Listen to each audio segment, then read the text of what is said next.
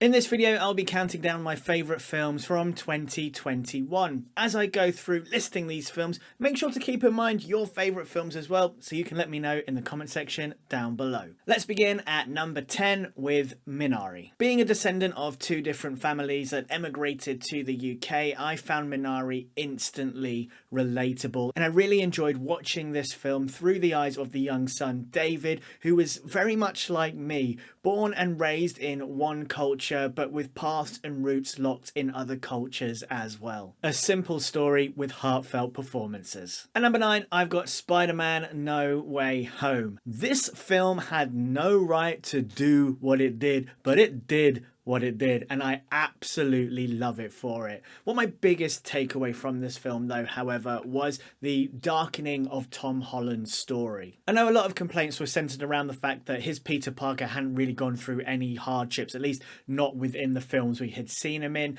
and that he was just getting things handed down to him from Tony Stark. I don't disagree, but that is the beauty within Peter Parker, that no matter how hard he tries to do the right thing, to hold that great power and great responsibility, is that sometimes he just loses things and people, and that's kind of just the way it is and what it means to be this superhero. Though on this occasion he loses Aunt May, his best friend and his girlfriend, he comes away with something, and that is the knowledge that it will be okay and you will become the hero you're supposed to be.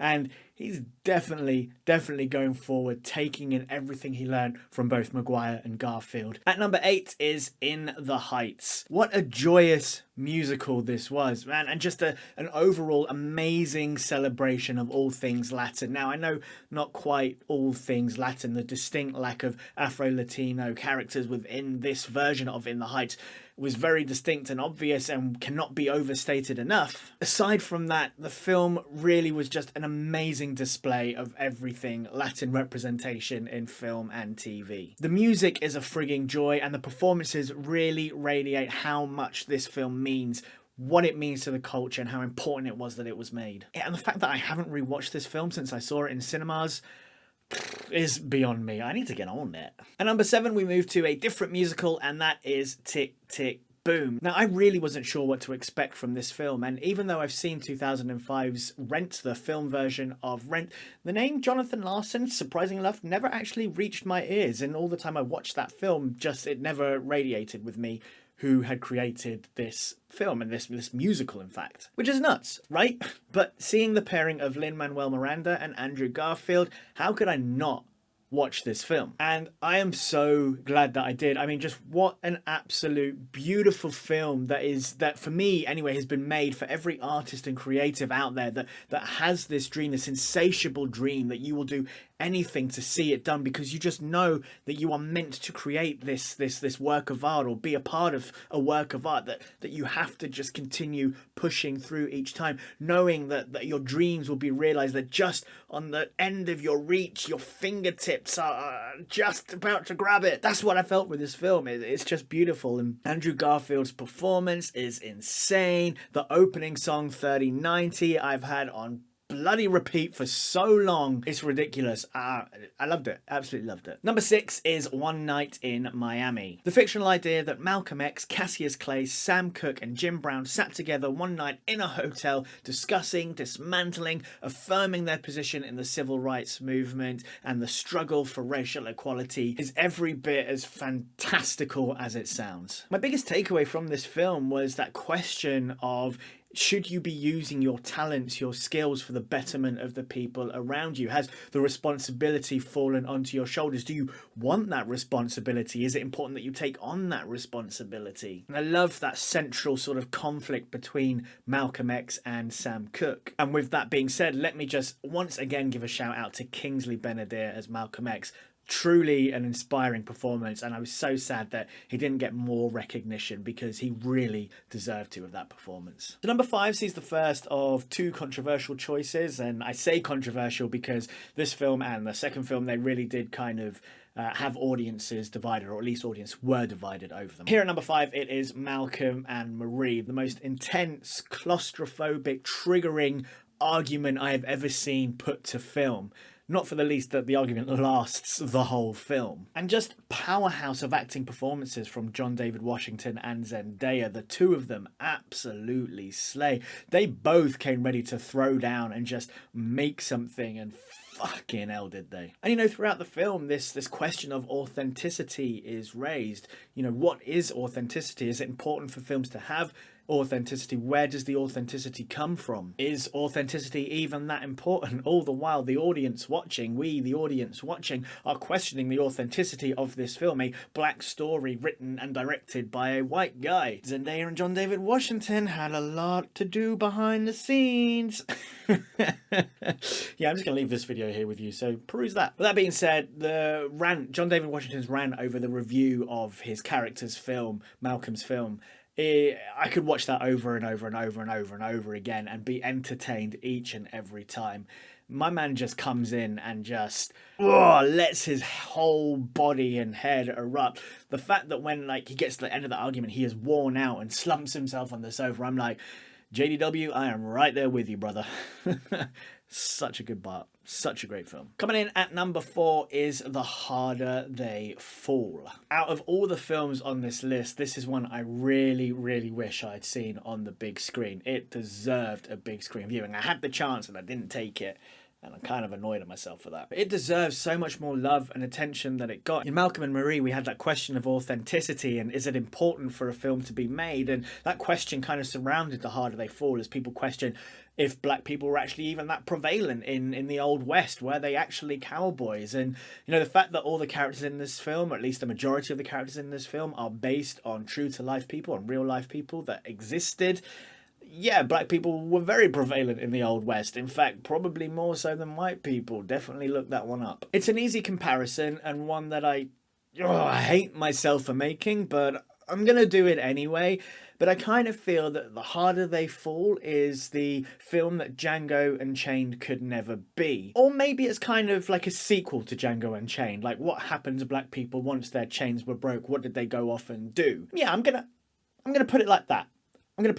Either way, The Harder They Fall is a genre-redefining film, and I really hope we get to see some form of follow-up. Not necessarily a direct sequel, maybe a spin-off perchance, something along those kind of lines, because this was too good to just be a one-time thing. To have an all-black cast, or certainly a majority black cast in this old Western film, it was just a lot of fun, and especially when you see the players involved. Jonathan Majors, Zazie Beetz, Idris Elba, Regina King, Lakeith Stanfield, Delroy Lindo. Oh my gosh, it was just black goodness left, right and centre. So number 3, and my second of 2 probably controversial choices to go on this list, is The Eternals, or Eternals. You know, after being lucky enough to see an advanced screening of this film, I thought that it was really going to take off. I thought people were going to absolutely adore this film as much as I did, because damn do I love this film. And even after the debacle of the critics' Rotten Tomatoes score, and once the film kind of came out to general audience, seeing that the audience were liking it more than the critics, generally speaking,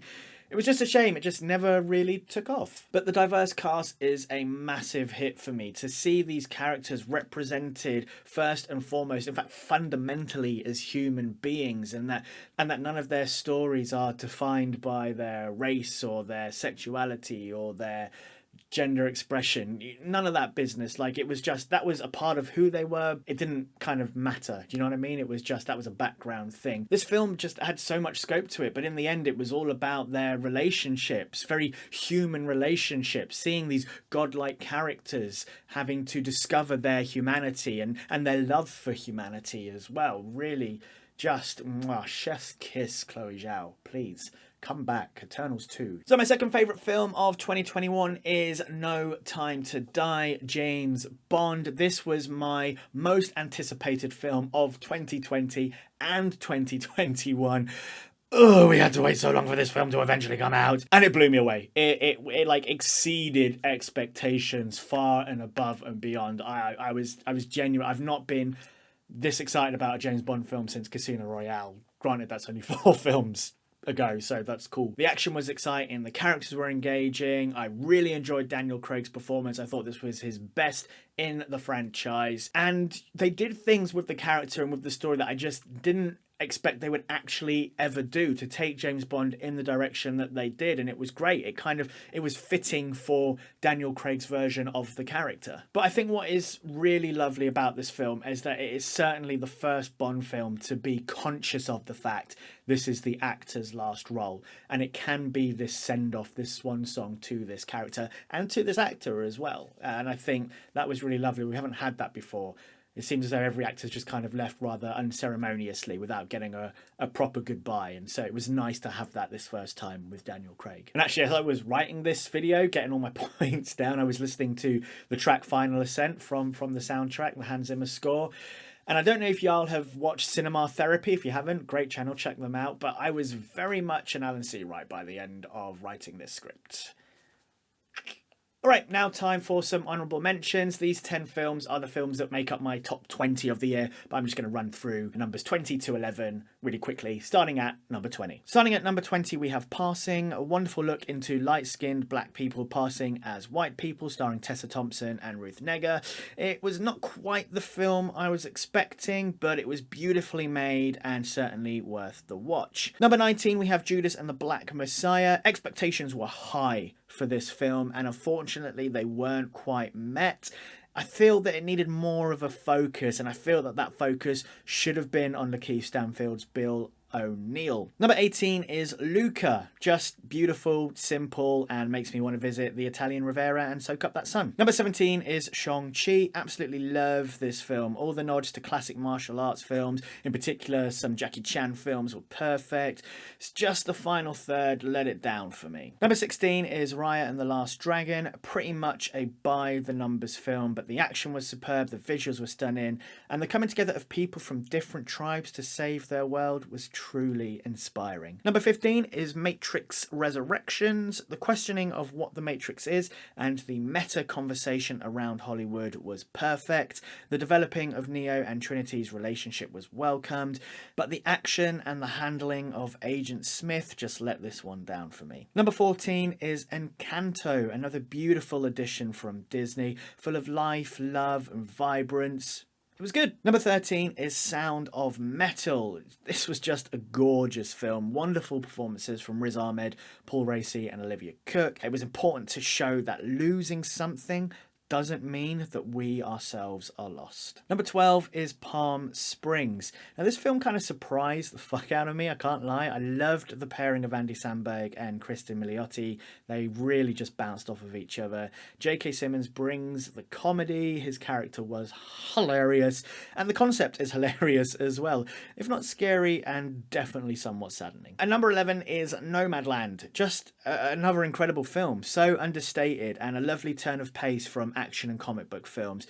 Again, like The Harder They Fall, I wish I'd seen this one on the big screen. So it's time for my favourite film of 2021, and it is King Richard. I just absolutely loved seeing black joy on screen in the way that it was, and it was black joy from black people, and in particular black women, succeeding from their own determination and talent and skill and grit, and of course like the influence from Richard Williams. Obviously that's what the whole film is trying to tell us, but you know, it was beautiful. The girls, Venus and Serena, they got to where they are because they wanted to get there, and because they had the talent and the skill, the drive to get there. It was just great to see this put into fiction and filmed, and I loved every moment of it. I really did. Will Smith and Sania Sidney as both Richard and Venus Williams absolutely smashed it out of the park for me in this film. Will Smith in particular, it's got to be one of his best acting performances to date, if not the best. Like, I've not seen every single one of his films, but I would stack it up against Pursuit of Happiness. I'd probably say it's better than that. I don't know. He goes through multiple layers in this film. He's a hard fucking bastard, and I love it. Really great stuff. And it's crazy because even though we know what happens next in their lives, the film shows us and tells us what happens next in their lives, I still left the cinema wanting a sequel. Like, I need to know what happens next, you know? Yeah, man, I wanted to see a sequel. And it's really a film that I just feel everybody, especially young people, teenagers, black, white, Asian, I don't give a shit, y'all need to watch this film, please, because it will inspire you to get up and do shit and chase those dreams. It will for adults as well, for older people.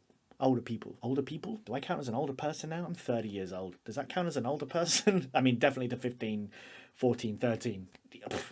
we're moving on. So let me know your favourite 2021 films in the comments section down below. I really look forward to seeing if we matched, if we didn't match. I'm no doubt assuming a lot of people got Dune and The Last Duel up in there. Dune I saw, The Last Duel I have not yet, so neither of them got onto this list, unfortunately, but there you are. On this channel, I focus on positive discussion of diversity and representation in film and TV. So if that is something you want to be a part of, you enjoy it as well, make sure you click the subscribe button, turn on that bell notification so you know when future videos are out. For now though, make sure you check these videos out here, drop this video with a like, and I'll see you very soon.